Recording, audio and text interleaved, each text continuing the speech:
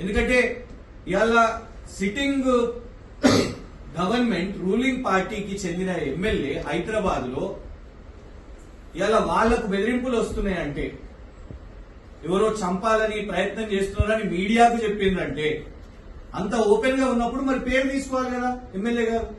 పేరెందుకు తీసుకోలేదు? ప్రభుత్వం ఏం చేస్తుంది? ప్రభుత్వం వాళ్ళ సొంత పార్టీ ఎమ్మెల్యేని ఎందుకు రక్షించుకోలేకపోతుంది? ఇలా హత్యలు జరుగుతున్నాయి. సిపిఐ నాయకుడు గన్తోనే ఆయనని షూట్ చేశారు. మెదక్లో కాంగ్రెస్ నాయకుడు ఆయనని షూట్ చేసి చంపారు. ఇట్లా బ్యాక్ టు బ్యాక్ హత్యలు జరుగుతున్నాయి. అదే ఇక్కడ పోలీసులేమో మొన్న ఒక బ్యానర్ మా వాళ్ళు వేస్తే, ఏది దాంట్లో బొమ్మలు లేవు, ఏం లేవు, ప్రశ్నలు అడిగారు అంతే. ఈ స్కాములు అవుతున్నాయి, కుంభకోణాలు అవుతున్నాయి అనగానే పొద్దున బ్యానర్ పడ్డది, మధ్యాహ్నం కల్లా బ్యానర్ కట్టిన వాళ్ళను, బ్యానర్ డిజైన్ చేసిన వాళ్ళను, నిలబడి ఏపించిన వాళ్ళను అరెస్ట్ చేశారు. సరే చేసిరు, దాన్ని న్యాయబద్ధంగా ఎదుర్కొంటారు. ప్రతిపక్షాన్ని ఏమో మీరు ఇంత స్పీడ్ గా ఎవరైనా రీట్వీట్ కొడితే సోషల్ మీడియాలో అరెస్ట్, రీట్వీట్ కొడితేనే ఫలానా ఎవరో పెడితే దాన్ని రీట్వీట్ కొడితే అరెస్ట్. మరి ఇక్కడ ఎమ్మెల్యే మీద హత్యాయత్నం జరిగితే వీరేమో 50 మంది అంటారు. మీ మీడియా వాళ్ళందరూ కూడా 50 మంది నోటు పంపించారు. కానీ అక్కడనేమో మళ్ళా 6 బైకులు అని చెప్తారు. 6 బైకులలో 50 మంది ఎట్లా కూర్చుంటారు?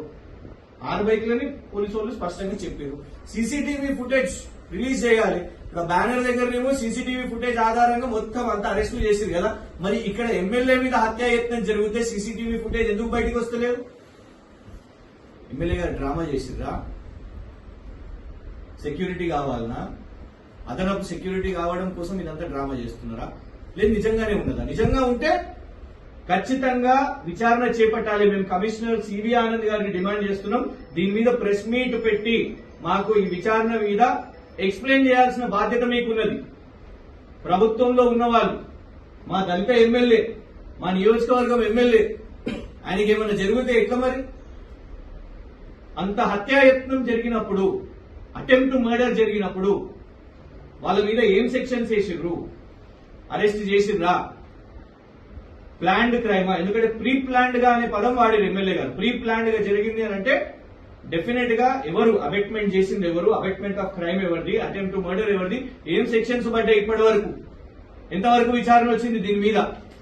లేదు, ఇది కేవలం ఎందుకంటే సైరన్లు వేసుకొని వెళ్తూ ఉంటారు కాబట్టి. ఎందుకంటే నిన్న పోలీసు వాళ్ళు వాళ్ళ పొద్దున్న చెప్పే ప్రకారం ఏంటంటే సైరన్లు వేసుకున్నారు, వెళ్లే వాహనదారులకు ఇబ్బంది అయింది కాబట్టి అదేదో న్యూసెన్స్ లాగా అయింది అని పోలీసు వాళ్ళు చెప్పేబట్టి. సో ఈ సైరన్లు ఇంకా నియోజకవర్గం మీద రుద్దడానికి, ఇంకొక కొందరు బలగాలు కావడానిక ఇదంతా?